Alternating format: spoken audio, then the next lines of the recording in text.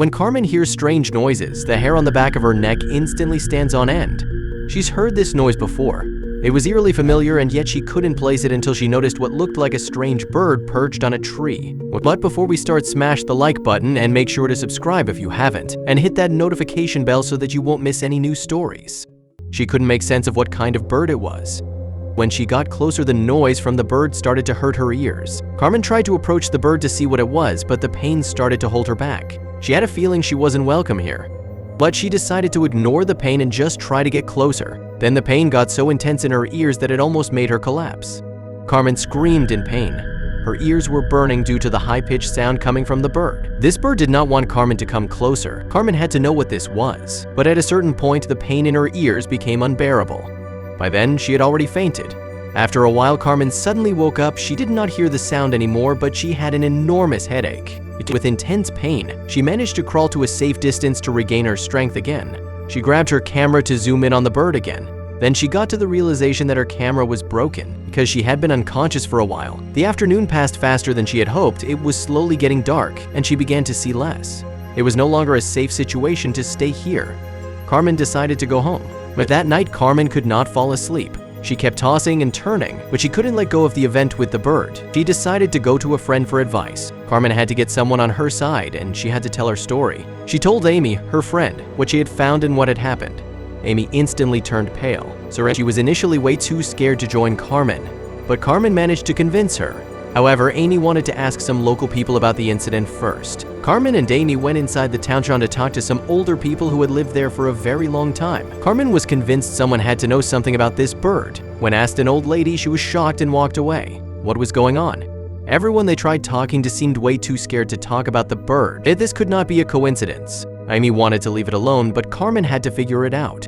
But she would not let this go by. Amy was really scared but did not want to leave her friend alone.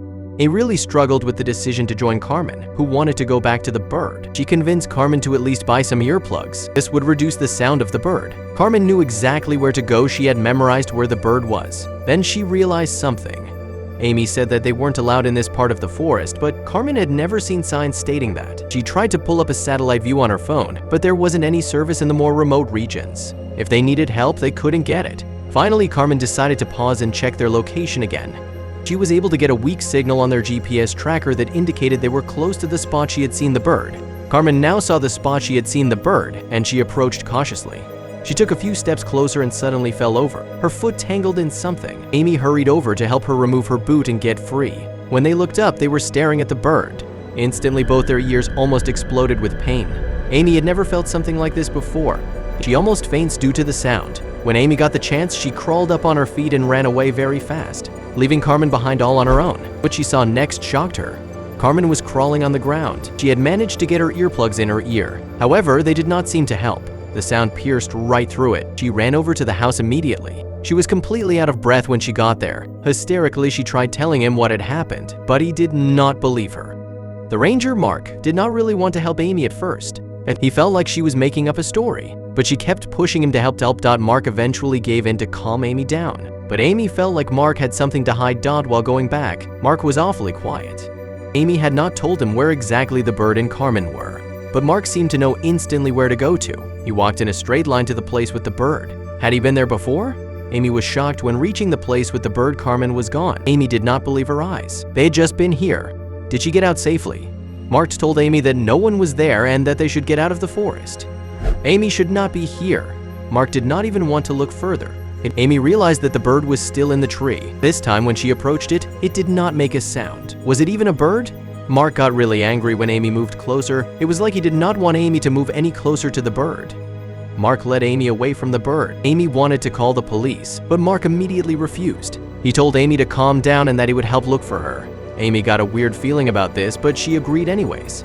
She thought it was weird that Mark did not want to get the police involved. She decided to play his game and follow him. Amy noticed that there was a series of wires that seemed to go around the perimeter of the pyramid. They were about shin height and looked like they were designed to make people trip. The tripwire seemed to lead around the area where the bird sat in the tree. Amy thought this was really strange. Mark seemed to easily navigate around the tripwire. Then Amy saw what it was. It was a camera attached to the tree. Amy felt even more unsafe. This couldn't be good. When confronting Mark, he did not seem impressed. He acknowledged that the camera was there. He said that there were more cameras in the forest and that this wasn't anything out of the ordinary. Then Amy heard footsteps. Amy then heard something in the distance, and she felt her heart stop for a moment.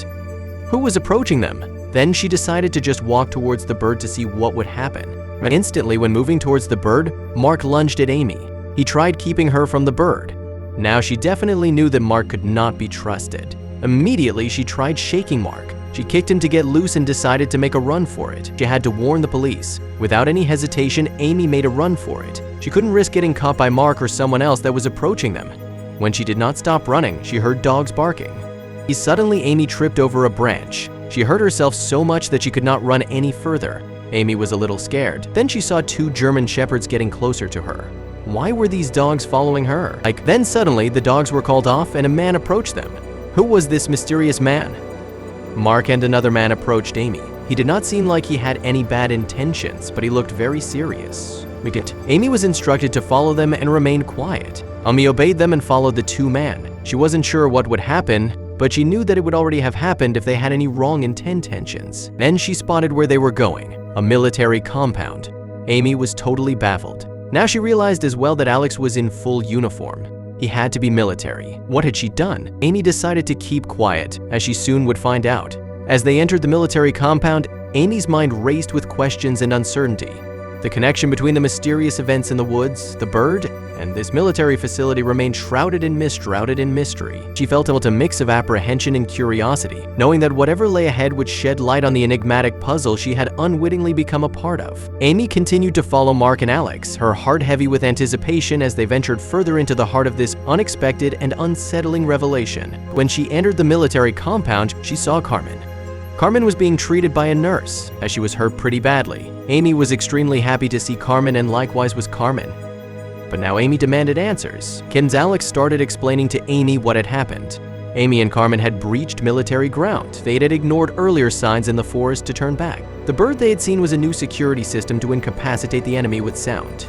Amy's relief at finding Carmen was immense, but her happiness was tempered by the realization that they had ventured into a highly secure military area. As Alex explained the situation, Amy and Carmen came to understand the gravity of their actions and the true nature of the bird they had encountered. It was a state-of-the-art security system meant to protect the military compound from unauthorized intruders. The forest was a part of the perimeter defense, and their presence had triggered the system. Now, Amy couldn't help but feel a mix of embarrassment and relief, knowing that they were safe but had unwittingly crossed into a highly restricted area. Amy realized what they had done. She wasn't aware they were on military ground. She apologized immediately to Alex. Alex seemed frustrated a little because the system could have been compromised. They got a warning and something else. Carmen and Amy were both treated for their injuries. They also had to sign a contract to never speak about this incident to anyone. They now realized their mistake, but they told the military to better secure their secret military site, as they were, fortunately, released. As they left the military compound, Amy and Carmen had learned a valuable lesson about the importance of respecting boundaries and security protocols. They knew they had narrowly avoided a more severe outcome, and their encounter with the military had left them both humbled and cautious. The mysterious bird and the secrets of the woods were behind them, and they were eager to put this harrowing experience behind them and move forward with their lives.